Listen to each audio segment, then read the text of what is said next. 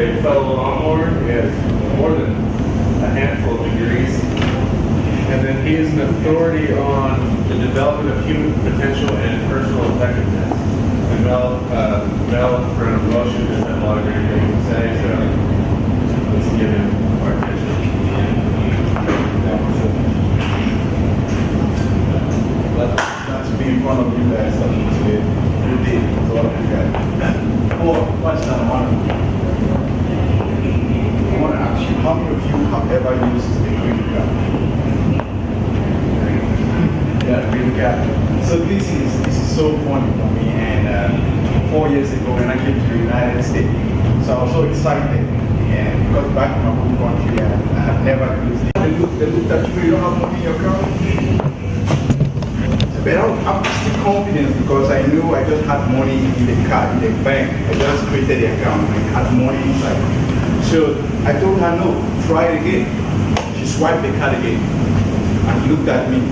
I said, can you check to make sure I just open this account and there's money inside? She said, I can look at the card and I can tell you what's wrong. So she took the card, you can look the code or something. She walked on the computer and told me that this card had not yet been activated.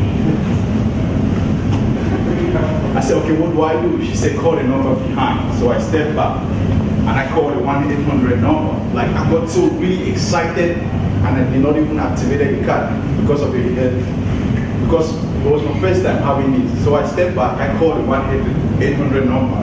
They activated the card and I told her, swipe the card. She swiped the card and it went through. And guess what, ladies and gentlemen, the problem with most of us in life is not because we are not great, it's because we are not yet activated our things. We can have a lot of things in us, but unless we activate that greatness, it's not going to take us anywhere. A lot of potential, a lot of talent. And I want to tell you something about me. I'm not here to give a bunch of information now. I believe that if information could change people's life, everybody will skip rich. Now that's the truth. And because how information works is the application of information that changes people's situation. It's not just the information. So I'm here today to just share you guys stuff that have worked for me in my life, and people who can use it in their life, then that's good. If it's in your organization, then that is great, because this is where I started. When we talk about my life, I started off in Bamenda, Cameroon, West Africa. It's a small country, and where I was growing up, I didn't see a lot of people who are pursuing greatness. I didn't see people who were so satisfied with where they were born and the situation that they were born in. And being born in that country, it was terrible for me at the start because I was born with raw legs. They call it curved legs. I don't know if any of you guys know about curved legs. So my legs used to be like this. I couldn't really walk very well. That was little. And when you have curved legs, the normal thing with people is it gets finished at a certain age. But my curved leg took so long even when I was in high school. And you know high school, many people want to fancy, want to hang around with friends. But my legs was like this, ladies and gentlemen. So when I walk into a room, people laugh at me. People use me, and my country is known for soccer. So we love to play soccer, and people used to laugh at me that I can't play soccer because of the ball just passed through my leg. So I became like a rejected stone in school. Not only that, at the age of like 12, I had severe pimples. Like my face were all bumped all around my face. And you know high school kids, people started thinking that it was contagious. So when I come to school, when I enter class, people shake. So I became really avoided. Everybody avoided me. That led me to severe depression and emotional distress. I went one time to my mom. I didn't want to do anything again. Life was really not working. I was so mad. My education was going down. At the time of writing my GCE, that is like at the exam you need to write to go to the next level.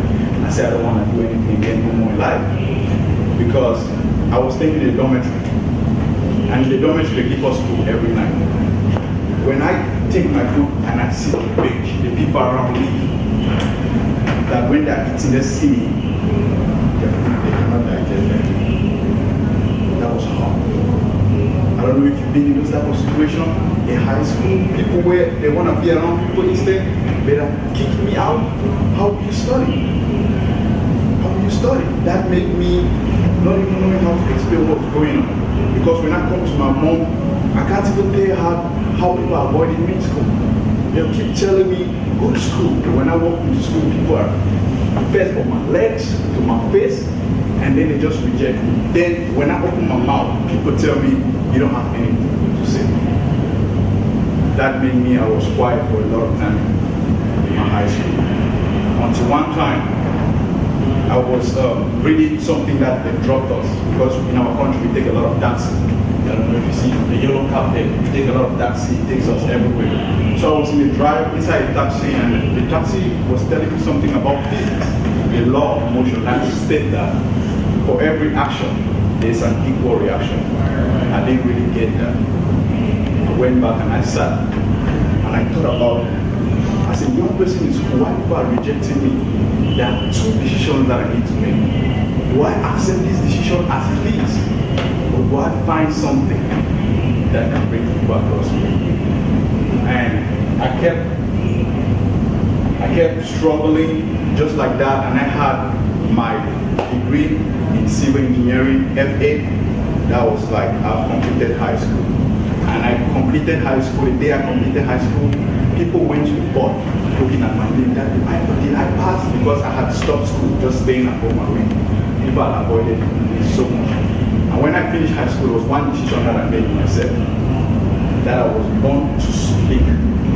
Because people had told me all my life, I could not talk. Anything I say is not God. And I said no. For like a couple of years, 3 to 4 years, I stayed without talking to people. I just walk into the class and I sit and I go. When I open my mouth, people leave. When I talk, people leave. So I made a decision myself that I want to talk, I want to do more.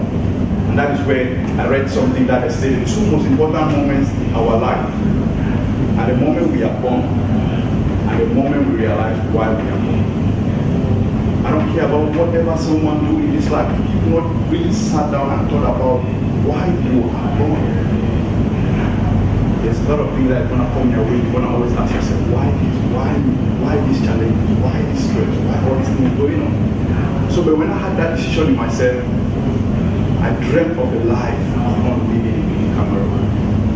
I just woke up one day with my mom and told my mom that all my high school life, people have told me I can't speak, I can't be around no friends. I was lonely, distressed, loneliness. And there's something inside me, there's a voice inside me saying that I was born to help a lot of people. I don't know yet. There's a dream that I had today. I want to travel out of this country. And my mom said, you've been sitting quiet, people will thought you don't like any of us because you have not been talking with us. So I explained to my mom what was the reason I'm out there and that I want to travel. And I started making my research, and I finally had an opportunity to travel to the United States of America in 2004, for 2011. And I came to this country because it's a country full of opportunities. And at first, people didn't really believe that I would be here. Because when I went to my, it's so funny when I went to the interview because you need a visa to come to the US. When I went to the visa interview, you required $42,000 bank statement for them to accept your visa to come to school.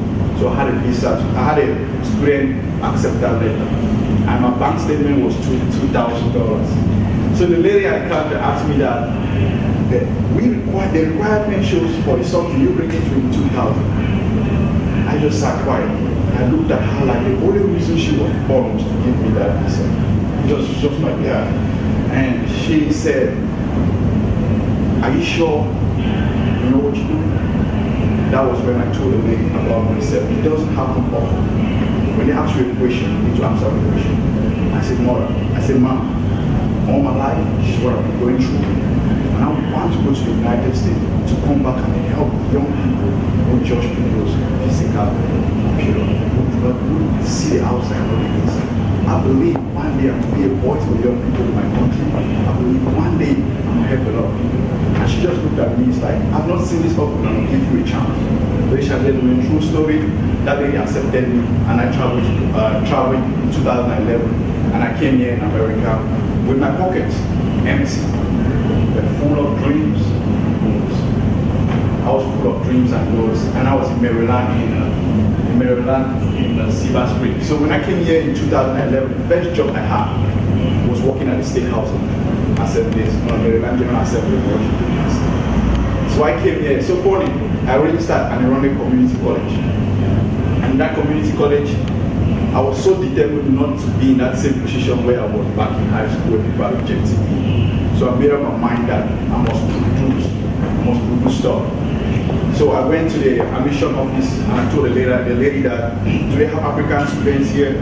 She said yes. I said I want to go to the association. When I went to that association, they were about to vote for their new elected people. The first time I went to them, I went in that room and they asked me to say my name. When I got up, I said a speech on my name. And everybody said, we don't need no more president. That is our president. Because of my voice. Because of what I said. And as I became that, from that day, the club had 36 members. Within 2 months, that club had 217 members. When you find something in you, when you got to go to that point in life that I want to do this, that is when a lot of things kicks up for me. So I began talking with people and I said what I wanted to do in life. And finally I met a lady called Melissa Rose. And Melissa Rose used to work in the Maryland General Assembly and she told me an opportunity to work there. She told me that the application deadline is due. Now, ladies and gentlemen, when somebody always tell you no, it doesn't mean no. It just means try again. Because I've grown up, I've had a lot of rejection.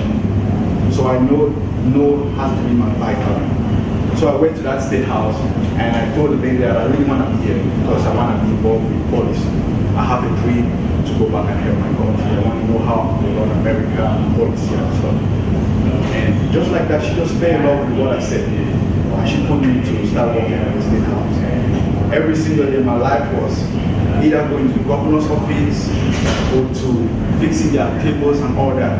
One good thing that I made in that Maryland General Assembly that they had not seen is the culture. Now, what people didn't really used to do is they come in, they just sing and they walk. But I brought something different, positive. And anytime I come here, hey, how are you doing? How are you doing? How are you doing? That's how I used to feel every day when I come in, positive. But they didn't really see it. So one day, one lady called me, but you don't understand why every time you come here, you're so feeling happy, like you don't have any problem. I told the lady that if you look about what is going on around the world, during that time in 2011, there was a massive plane crash. I told her that every single day that we are alive is a miracle. If you want to hear my story, I'll tell you. She said yes, every day a story. So I told her about the things I've gone through, and I told her that I want to live the life of happiness. Because today is guaranteed, tomorrow is not guaranteed. Tomorrow we don't know if we're going to get. So that's why I had to be that positive, bringing that people happiness, to know why they do what they do, joyful at what they do. Because you don't know tomorrow. Today is certain, tomorrow is not certain. So when I was making them feeling good about what they do, they just loved me and they started helping me. Sometimes sending me to the governor's office to meet the governor O'Malley, and I was so happy about that. And people wanted me to be around it because I created that atmosphere around it to know why they do what they do, and to understand that every single thing you do, giving your best. So every time I come to work, I was very early. Sometimes I'll take the transportation, the metro train, I'll be there at 7, just wait. And I'll come there, do my best, get off, and then love me because I was giving my best. And that has helped me so much because that has helped me so much because of something that people don't practice so much in life, which is called happiness. A lot of people don't practice that. Now this picture you see there was a man who had worked for an employer for about 10 years. And he was ready to retire. He was an old man. For 30 years he had worked, and he said, I'll bring it to Italy. He said, you worked for me for 30 years. Can you just be one more house before you retire? She said, I don't want to do it. But anyway, I'll take the contract. So he took the contract. 4 materials was used. He didn't engage the right skill. He cut the plan on his own himself. He did all those things. The contract that used to take him 6 months, he finished in 3.5 months. So when he finished, he went back to his employer. I'm finished. And the man said, you finished? Oh, that is good job. But you know what? The house belongs to you. That is a present from me to you. And the guy was shocked because he had not engaged the right workers. Only if he had known that the house belongs to him. It's called giving your best at all times. When you made up your mind that any single thing you do, I'll give my best at all times, that helps you build who you are as a person. Your integrity. Whatever you say that I'm doing this. If I leave my house today, that I'm going to work, I know I'm giving my best. If I leave today that I'm going to meet this friend, I know I'm giving my best. If I open my mouth that I'm going to work on this project with you, I know I'm giving my best. It's because of who you are. And because I gave people who I was at the Maryland General Assembly. One lady came out one time and asked me, what do you really want me to do for you? I told her that, well, I want to meet the president of America. She was like, whoa, you want to meet the president? I said, yes, I really want to meet the president of America. She said, okay, I'll make that happen. She took me and I met one of the person that works with the White House relations to the Maryland Assembly. Hey, I want to meet this young man. He has trained to be the president of America. And we really love him in the office. But Mr. Rose recommended her, even though the application was due. But we had good things that she has done. Then he said, okay, I have your name file. One day I was inside a train and I had a phone call calling me. Hey, Mr. Bako, the president will be at Prince George Community College for a summit on energy. I would like you to be one of the one planning that the president. Do you know why? Integrity. Because they know me. When they, in the State House, ladies and gentlemen, I will eat sometimes I've not eaten. But when I walk in the building, how you doing, Bako? Super fantastic. Super. So people forgot my name, but they were calling me super fantastic. And in life, you know you don't have to only give the word, you must be the word. So when I started giving that super fantastic, I had to start acting super fantastic. That helped build me as the best. So when someone says super fantastic, they don't need to see me in the next moment crawling and stuff. I had to make like I'm always happy. So that lady, when she talked with me, she introduced that on the phone, and then she was finishing the call. She said, good luck, Mr. Super Fantastic. That's how she knew about me. And ladies and gentlemen, this was an event that I planned with the president. I was the one that took him from the car to the summit, met, discussed. It was a wonderful moment for me as a young person. That all my life people have told me how I was nobody. Growing up, I could not speak. And behind the backstage, I walked up to President Barack Obama. I'll never forget that moment in my life. I walked up, I told him that, Mr. President, a lot of people when they meet you, they want to take pictures with you. But I want to ask you, what can someone learn from you that if he practices, it's going to help him and help the community? He looked at me and said, never be afraid. That was his message.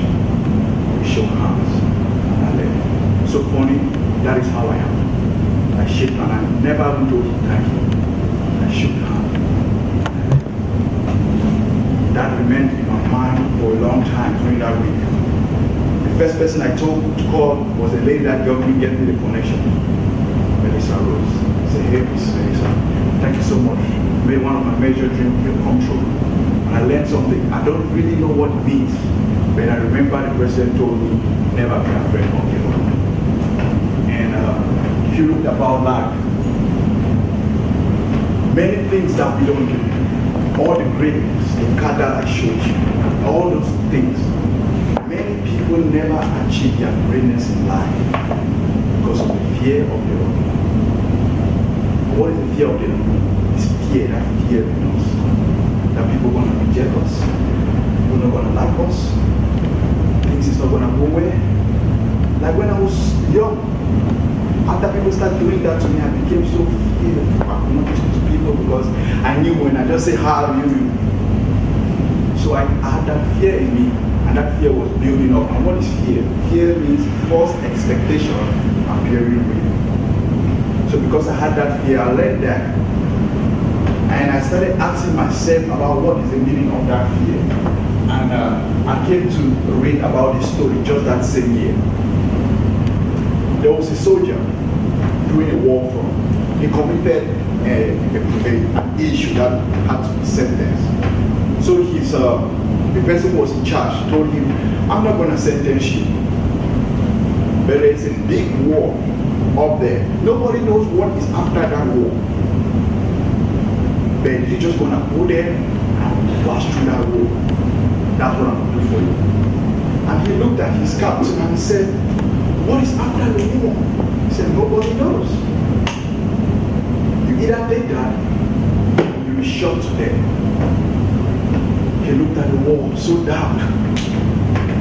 And he said, stab me to death. And they stabbed him to death. Another young soldier came, Captain, what is after that war? He looked, freedom. But many people won't go there because it's unknown. Have you ever understood why many people in life, they choose the known hell than the unknown heavens? Many people, they choose to be in their comfort zone. What you do? The next step is unknown, like the captain. He knew that he either be shot to death, or if he goes out there, he doesn't know what is going to happen. So he chose to die. And because of the fear of that fear of never being afraid of the unknown, because of what I took that, I want to share with you guys some things that I have learned just by putting that statement from Mr. President, thinking about it all the times in my life. Something that I came up with that I believe that has really helped me, and I believe when people take that into effect, it can help them, it can help their corporations, it can help a lot of things in life. That's never been afraid of the unknown. And when we look into that end stands for, in life, you have to understand that no one is going to take better care of your dreams than you. When you understand that fact, if you have a dream, if you have to build a business, if you have to take your business to another level, if you have a job you want to move to it, if you have something that you want to do, you need to understand that no one is going to take better care of that dream than you. And then you move to the next one, is the bounce back ability. The bounce back ability. When I heard that word, I was going through a lot of things at that time, but I had to bounce back. So you need to have that bounce back ability, no matter where you are in life. When you make a decision, when you come to that point that I have had it, there's something in things that I want to do. You need to have that bounce back ability. When you have that bounce back ability, it takes you to the A.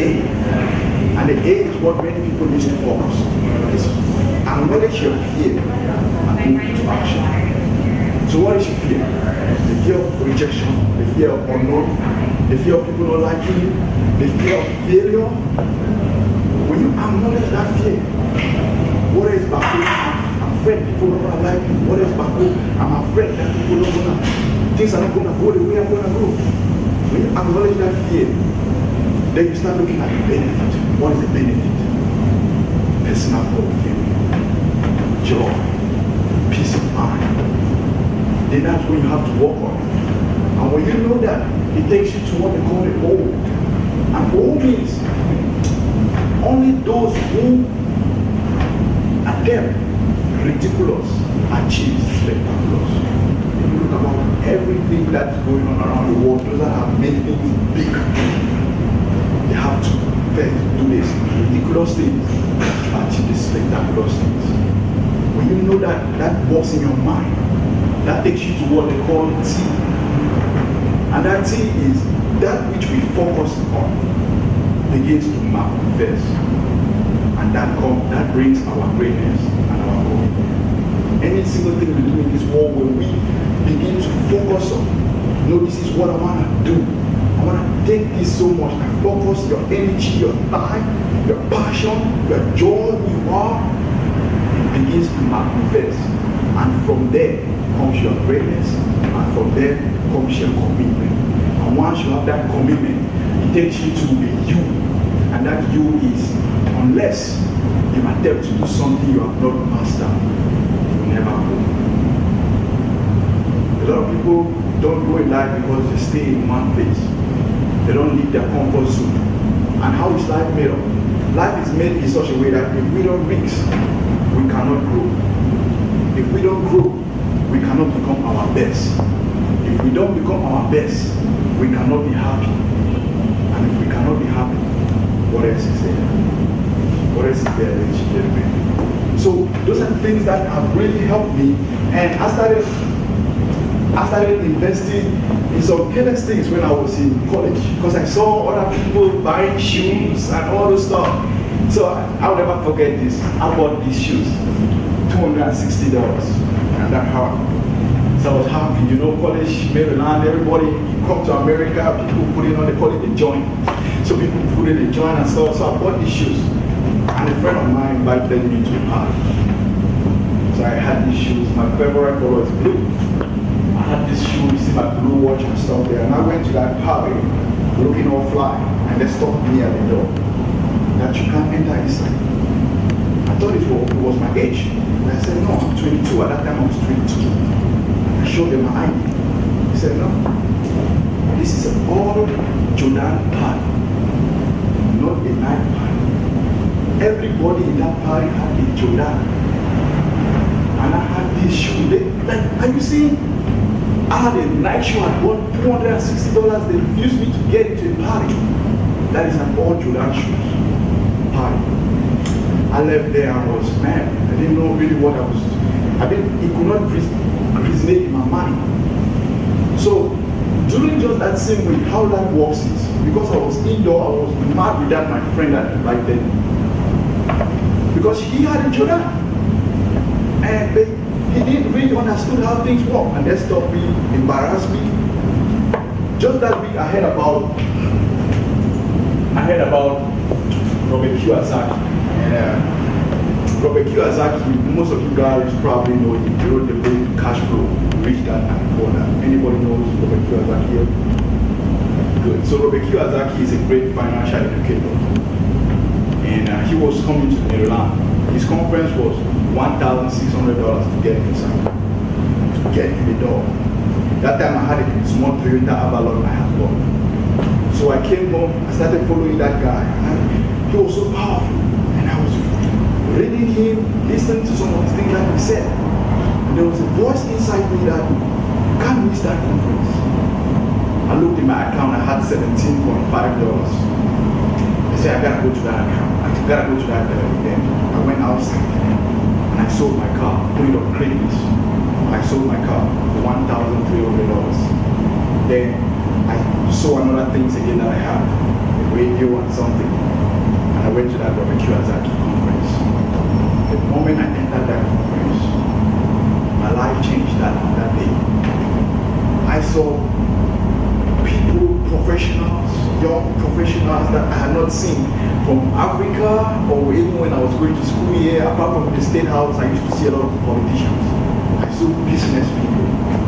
And I was listening to Robert Kiyosaki, and he said, many people in life spend their money on liabilities. The things that takes away money from your pocket.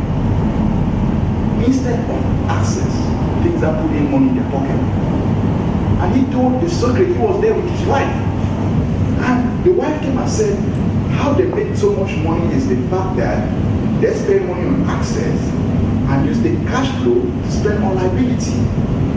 Oh, I immediately thought of my shoes that I bought, $200 and something, and it was rejected. They talk about a lot of different financial things, about how we can make living, that we can just find out what we love, and find out how people can pay us doing that, and focus, and it's going to happen. I came back that day in my house. I took all the shoes that I had bought. They had some jeans and some shirts. I sold all of them. All from the first tennis shoes that I had, I sold it. Took some and I sent it to my fellow friends in Africa. The money that I had, I decided that day that it's all about investing in myself. With anything that would intend building me up. So I started reading, I started listening to videos. That helps me because during that period, I heard about Bako Ambianda. Those are things I did not learn in Africa, and we don't get those kind of things back there where I'm coming from. Those resources and those things. So I heard about Bako Ambianda, and they said, what is the greatest thing that one can learn from you as a billionaire? He said, invest in yourself. So I started investing in myself, and as a result, ladies and gentlemen, within 2012 to 2014, I published my first book, entitled Destined to Win the Game of Life. And the fascinating thing and the joyful thing about this involves a lot of things that I have learned. A lot of the struggles and the informations. The fascinating thing about this book that you see, and this person standing in front of you, it's not because of this book. It's because a country, Cameroon in West Africa, have never before then seen anybody younger than 25 years publish a book. And I became the youngest self-improvement author. Why? Because I choose to activate that greatness in me go after it. And I started asking myself, after that, what can I do with this material? I contacted the school that used to pull me out, the young people that used to pull me out, and the men were so impressed. They were the first people to buy 317 copies of my book in that school. And as I speak with you, Government Technical High School, it uses this book to teach young kids about how to live a life full of potential and not accepting what people say about the surrounding and behind. Focus on what is in here. That gave me so much joy. And I was just sitting one day, they called me from Ghana. Hey, Mr. Bako, we heard about your book and we want to get some copies. Another school in Ghana, an institution in Ghana, bought 719 copies of my book. And they use it in their school. Those two schools made so much great things in my life. And I knew that it's true. Everything we're doing, if we focus on, we can take it to the next step. This was me. I was told at a little age that I don't have anything to say. People rejected sitting in the same table with me. But there was something in here. If I had not focused on this, some school students that send me emails today talking about the Rachel book and how it's helping their life, they would have lose. Am I right? They would have lose.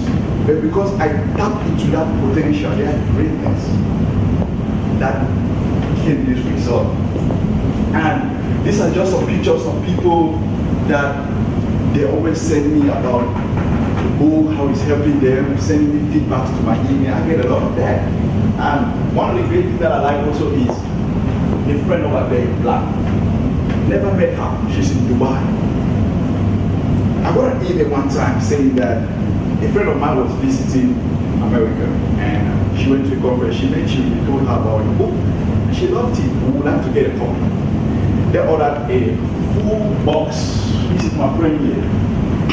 He was the one that went down the trip. They ordered a full box of my books and took it to their company. Dubai. That made my life. Because you don't get to see that where I'm coming from. And now I become like a little voice for young people how to tap into your potential, how to use your greatness to the world. We have a lot of great things in us, like the car that I showed you. If I had not focused on activating that car, there would be nothing. I wouldn't have used that money. And that is how our life is. And because of this, I was invited to speak at Florida in front of millionaires. People making six-figure incomes. I will never forget the day in my life that I spoke there. The CEO of Debt Pro, one of the biggest hotel management companies in Florida, he walked up and gave me a standing applause. And I love you, man. I love your passion. I love what you do. That was me. People told me I could not speak. As a little child, when I opened my mouth, you don't have anything to say. They left around me. Then that voice in me that told me I have something to say, I walked on it day in and day out. I gave my best every single thing that I do. Everywhere I go, I built a culture of positiveness, joy, happiness. And that led me to speak. That also led me also to start speaking to young professionals in different colleges. Recently in August, I got an invitation to speak at the United Nations in front of 500 campus leaders. And if I did not activate my greatness, would I have ever been there? If I did not put in, sometimes I tell people don't bring me in because of any of the things that people do, but because people who have worked with me sit down and give my best at every single thing that I do. And I want to tell some of you today, anything you're doing, your corporation, your business, wherever you work, there are a lot of you, we all are here today. We don't know tomorrow. Tomorrow you're going to be somewhere. You're going to be somewhere. You're not going to remember her based on what she's doing now. You're going to remember her based on how she makes you feel. So when you give your best at everything, the job you do, the work you do, that is what people are going to remember you for. They called me. I told her my name, she could not recall. But when I said, Mr. Super Fantastic, she said, oh yeah, I remember you. Because the way I made her feel. That's how, if we build things, if we bring those spirit in any corporation, in anything we do, it's going to take things from the next level. Because we live in a world that is full of those type of things. And because of that, that leads to my second book. I wrote in another second book. Because of the things that I do, because of the passion, because of the drive, because I had discovered something in me that people did not discover. And it's so funny because in my second book, I put it, ingredients to uplift your journey. These are things that consist of information of the things that I used to read, how I made corporations, the Maryland General Assembly, everybody coming there to love their job. I'll not forget the lady. She called one time and said, Bako, I would have quit this job, but I'm not, because every day I come to the job when I can smile because of you. At first, her job used to make her sick. It's a big job, they pay her a lot of money. But we spend 9 to 10 hours a day in a job. If we don't build that job in such a way that we can be happy, positiveness, and a culture of a strong family bond, there are a lot of people who will not tell you inside, but they don't like where they are. But I made her feel that she can come every day to her job, love what she does. And she continued doing that her job, and she's still there today. And because of all those things, ladies and gentlemen, they lead again to my third book. I wrote again another third book. Who is in your ears? Who is in your ears involved my story of who used to be in my ears during the period of my journey. We talk about Robert Kiyosaki. He used to be in my ears. We talk about Les Brown. He used to be in my ears. If you're building a business, if you're working on a relationship, if you go to school, no matter what you do, you need to pay close attention to who is in your ears. The messages that is getting into here. The way our mind works is, we become the product of what we're thinking about. And we become the product of those that are around us. And the secret of life is you become the average of the 5 people you hang around. If you want to build a business from point A to point B, what you need to be focusing is the people that you walk around with. Everybody has that mindset of where they're trying to go. Everybody like what they do. Everybody is bringing their best into their table. And who is in that corporation is. When you build that, you can take a lot of things to the next level. And I kept doing that, helping people with that book, sharing that knowledge, and give because it comes to me easy. Like the 2 most important things in your life. When you are born and when you realize why you are born. And how you realize why you are born is start finding what comes to you easy that comes to other people hard. So these are things that it comes to me, the passion, the give, you know. So I started developing that, and let's get to my 4th book, Invest in Your Mindset. Invest in Your Mindset talks about how whatever we do, this is the engine. If we don't work on this, we don't go anywhere. We continue doing a lot of stuff, but this, when you look at a lot of things that are going on around you, terrorists and all the stuff, they use these people's mind. Do you know how they train people, terrorists? They put you in a door, in a one room, and you listen to something telling you every day that you can't do it, you can't do it. And after your mind acts like that. So if you put up a mind that I'm going to take this to the next level, every day you want to take that to the next level. And that is just how life works. And I've practiced that so much to the fact that what is behind here, we need to pay attention to that so much. And as a young person, young guy from Africa, from Cameroon, I feel so passionate every day in my life because of what I'm giving to the community, because of what I'm giving to people. Like right here now, this is my passion. I have a background in engineering. This is my passion. I do this because it was given to me. And I talk to people. And I give books to people. I write because it's my passion. If any of you have ever lost someone in your life or visit a graveyard, what you understand is when you see a gravestone, it shows when you were born, 1955 to if you died in 2011, it's going to be put there at 2011. But what people don't understand is that Dutch. Think about that Dutch. They put that Dutch there. What is your Dutch? What did you do during when you were alive? You were born in 1955, you died in 2000. What did you do in your Dutch? That is more important than all of us need to be focused. Everything we do, when we give our best, when we give back the things that is in our society, when we give it back to the public, that is what counts so much in life. There was a lady that was in Los Angeles. He had built a successful business. It went up to like $30-something million. And she got one time in the midst of all her employees. And she fell down.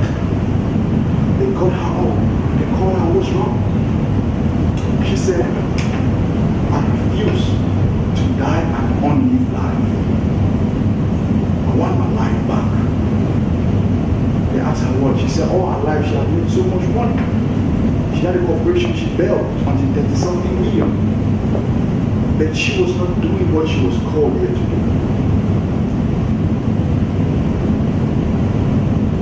I want you to ask yourself, right now, looking in yourself, what are you doing in this world today that you feel proud of?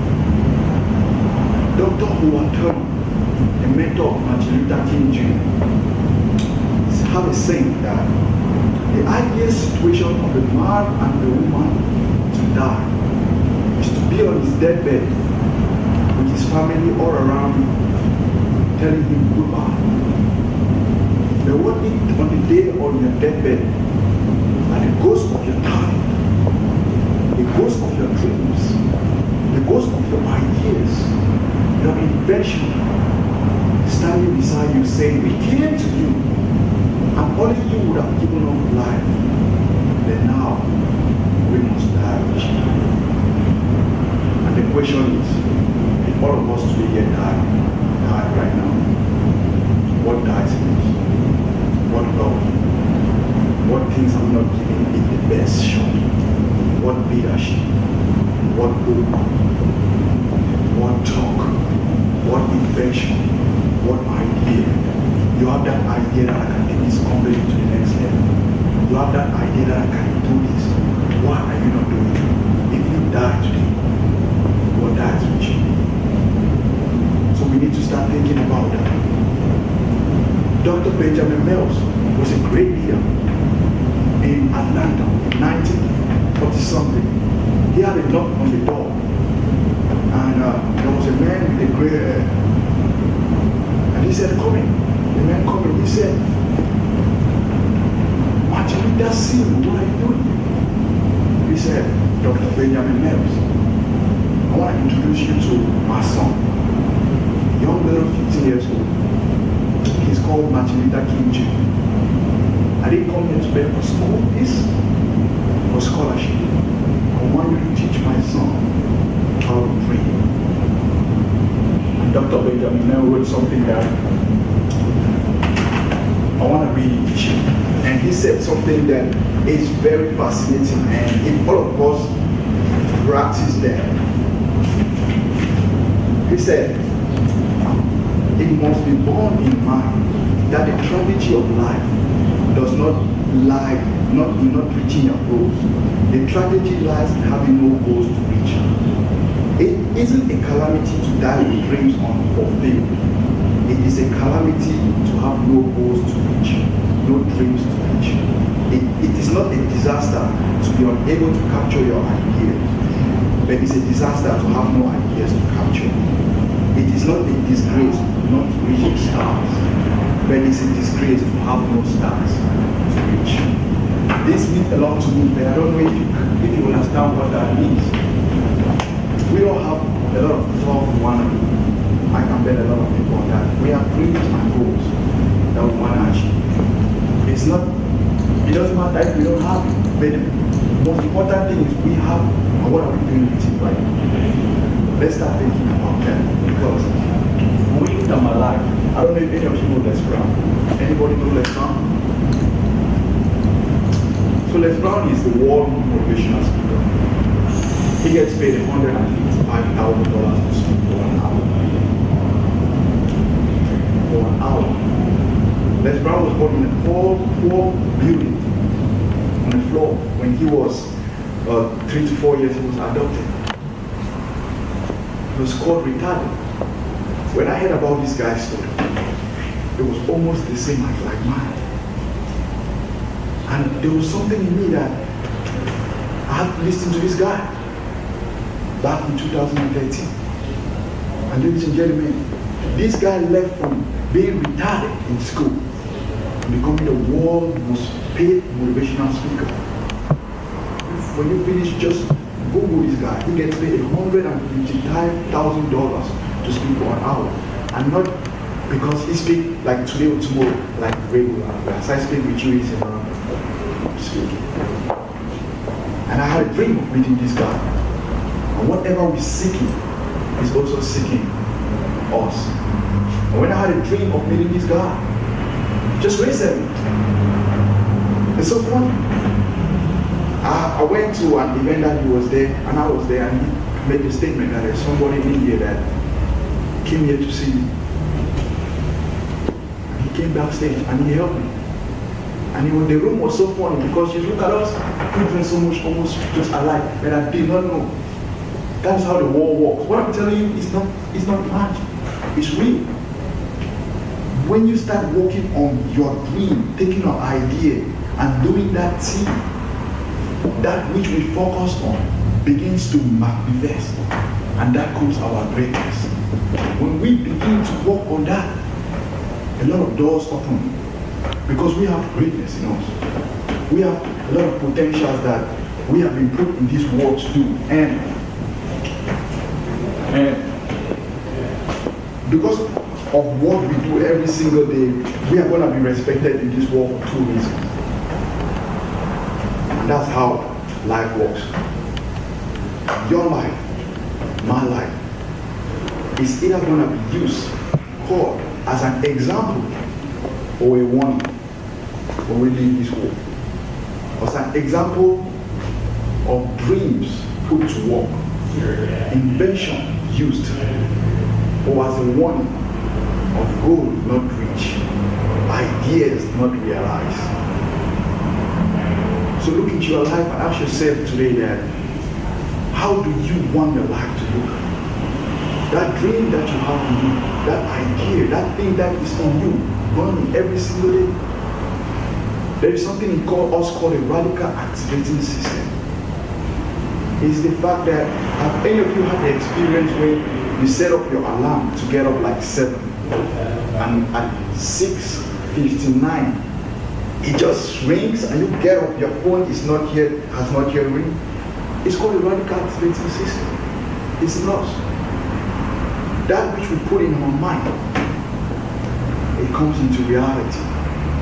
Before I come here today at 2 a.m., I had a call to call somebody. And as I called her, she said, I was just thinking to call you. What is that? How our mind works.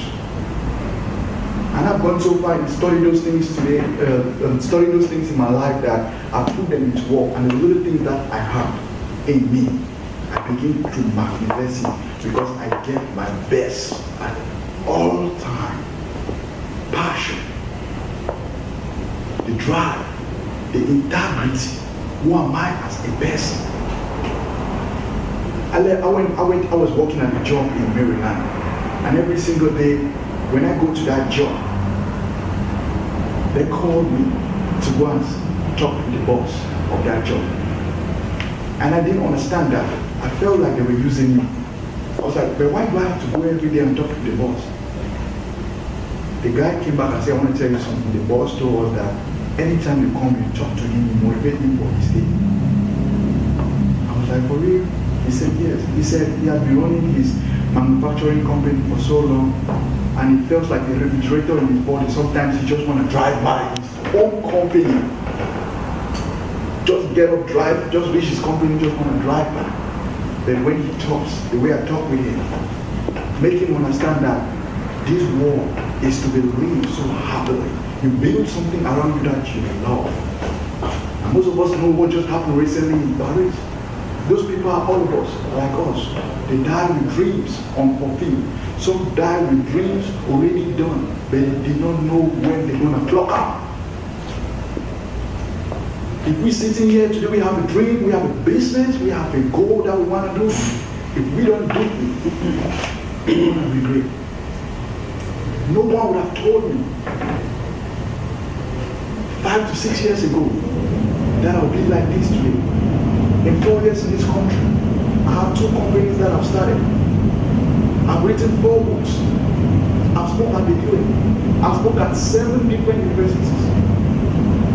No one would have told me. Born little with conflict. People avoid me. People don't want to eat around where I eat. That I'll be doing what I'm doing today. No one would have told me that. And because I practice integrity for myself, that I'm going to do my best at all single time, that have taken me to where I am today. And I know some people, they have a lot of things they want to do, but they're scared. They have been the fear of rejection, the fear of not making it, the fear of failure. That's what is keeping them from not doing it. And life, what I'll read through all is a story of a man. That man had worked so hard, left his business, a young professional, finished from University of Tampa or something. And he had his beautiful wife, had 6 kids. Do you know what they call half made it? Like he was really successful. And just after his last kid, that was like 2 years his birthday, the wife died. And left that man with 6 kids. That man was working so hard every day going to do his business. And one day he was driving and coming back from work. And he saw smoke coming from his house. He drove faster. He stopped at his front house. He saw smoke. He came out from his car and ran close to his house. I said, where are my sons? Where are my sons? And they called his sons. They came out and said, they are at that door. He said, come this way. He said, line up. Line them up, please. And he started counting 1, 2, 3, 4, 5. Count again. 1, 2, 3, 4, 5. Where's Jim? Where's Jim? And before he noticed, the little boy was on the second floor of his house. Daddy, help me. Daddy, help me. And he tried to run close to his house. And the fire people stopped him. And they said, you can't go in there. The floor going to the second floor is gone. We're waiting for the next alarm people to come. For a ladder to go help your son. They're going to make it on time. He came back. And he shouted, Jimmy, John. And the little boy on the second floor, but daddy, I can't see. He said, Jimmy, John. He said, but daddy, there's smoke in my eyes. I can't see. He said, Jimmy, Jimmy, John. And the little boy trusted the voice of his father. And he jumped. And father caught him in the arms. Because he trusted the voice of his father without even saying. God is calling some of us to join right now. But I can't go nowhere. I don't know how I'm going to do this. People are not going to like me. People are going to reject me. John, ladies and gentlemen. Sometimes you're going to fall. But God has someone that will pick you up. No matter what you want to do, investment project, business, love life, school, anything. Never be afraid of the unknown. It's just like that little boy. He was scared because he can't see. But don't be afraid. John. The father would have called him sometimes and maybe he would have had grudges. But he's not going to die. But I leave you guys with that, ladies and gentlemen, that whatever we all have in us, that we want to do, what business, what ideas we want to take things to the next level, we have to understand that we have greatness in us. There's the power in us that waits every single day for us to take that to the next level, to bring that life. And if we don't do that, we all want to suffer. Can we all shake hands and say, you have greatness in you? You have greatness. Shake your neighbor's hands and tell you have greatness. Greatness.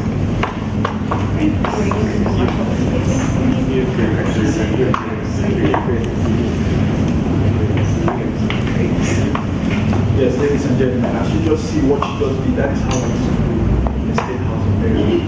That is what I brought this young guy to the 24 years old. That's what I brought me where I am today. Because I believe that the two most important moments in our life are the moment we are born and the moment we realize where we are born. When we find out that, we will give our best at everything. We will put a greatness to reality. It's true that we have greatness in us. Thank you guys so much. And I really appreciate you guys letting me to talk to you guys today. I believe this is my passion. Like I said, I have a background in engineering, but I do this because I believe the universe put me on here to give out some of the things that I've seen and some of where I'm coming from. I was a little guy who rejected me, so he survived. In my high school, I was like the most rejected people. Every day I spent my life inside, in front of the school, can't even get into the gate. But I remember one moment in my life that changed my moment in my life, when I made up my mind that I would do good in this world. One day, I would help people find out the true purpose of life. That's the things that I've done is to help people find their true self and begin to live their greatness. Thank you guys so much. And God bless you, God bless your dream, and God bless your journey. I'll take any questions you guys have.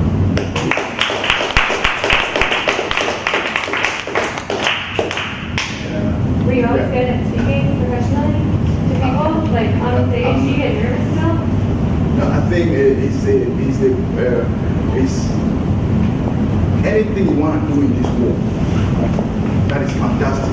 You gotta be nervous. That is the juice. You know what I'm saying? Yeah. It's like when you, it's like when you just, like what I was telling Mr. Sam back there today. There's a story in Africa that every day when a lion wakes up, he knows he must outrun the fastest gazelle or he will starve to death. And every day when the gazelle wakes up, he knows he must outrun the fastest lion or he gonna be killed. So the question is, we always gotta run. When you start my presentation, you saw a lion, and you see my company here, Bako Ambianda, there's a lion scene. That shows that we have to never be confident, comfort. A lion, when a lion eats, it goes for more. And back into your question, whatever you do in this world, never be in the comfort zone. Always go for more. What the most powerful professional speaker, you gotta make yourself a little bit nervous for the juice, so you walk every day. You just got to a level that I got this, I got it. You will not grow. So you always gotta use that as the juice to go to the next level. Any other question? How did you get to Austin? I got to Austin because when I was in Maryland, and the person that had signed my sponsorship had a stroke. So I was left in my school, I could not pay my fees again and all that. And one time, after I had come back from the conference, from the Kiyosaki conference, I started investing myself. And I said, there's a way to do everything. I was writing my book. So I let know I was not working from 2013. I stayed home. And how I made money. And this is why I knew we have greatness in us. Where I was staying, I registered on Take Lesson is a guitar instruction company online. So I registered that I'm a professional guitarist, but I only want to teach 1 to 3 years old kids. Because I knew whatever thing I teach them, they will not do accept. So I was, people were bringing their 1 to 3 year old kids in my house, and I was teaching them. They were paying me $170 to teach them for an hour in my house, and I was writing my book for a year. So I made that amount of money, and after I wrote my book, I called one of the ladies that I had met at the Maryland General Assembly, and she was so great with what I had done. So she invited me to speak to one of her corporations that she had. And when I spoke there, I met a lady that I had met 4 years ago in Africa, and she was in Europe. So she told me that she's visiting here for a conference, and I told her that I don't go to school, this is just my project that I have. I gave her a copy of my book. She went to Europe and sent me an email that I have an opportunity for you to go to school. She gave for me a sponsorship and a scholarship, and I came to visit. Based on who am I? She didn't help me because of anything, based on the way she knew how I treat people. The culture I brought around. That's how my life has been built around what I bring to the table and how they people feel. So that is how I developed me. And they had, even when I came to Austin, I didn't have nowhere to stay. I had full scholarship, but nowhere to stay. I came here not knowing nobody. Sometimes I speak somewhere, people ask me, what have been the most hardest moment in your life? And the thing I'll tell them about my struggles that we have now. The hardest moment in my life was a 3-day trip I took from Maryland to Austin. I took a train because I didn't have an ID card that was valid. The ID card I had in Maryland had expired. And within that 3-day trip, I didn't know where I was staying. I had $120 in my pocket. My mind was, where you want to stay in Austin? You said, you want to go back to school, what are you doing? I was really scared. And there reached one point I wanted to turn back. But the trip could not stop. So I reached here during 2014 when South by Southwest was going on, and I stayed at Austin International. I stayed there for about a week. And the lady came one time and said, Bako, there's an event going on called South by Southwest. And all the hotels, all the rooms are full. And I didn't have nowhere to stay. So there's this, if you know, anybody know Hostel International, there is a water behind that bench. I slept there for 4 days. And every single 4 days, I was sleep there and get up in this hostel, looking for my next move. And I when South by Southwest was about to end, they had their own party after they finished. And people were packing the back and leaving from, I forgot the name of the hotel. And I called them, hey, I want to share you guys something. And I shared this story about animals. And I told them that, can you guys help me? And they said, yes. I said, can you give me something for sharing the story? And they gave me $270. And that's the money I used to pay my first house in Austin. That's why that have helped me about TI. Wow. Perfect. Any other question? Yes, so again, because of my appreciation of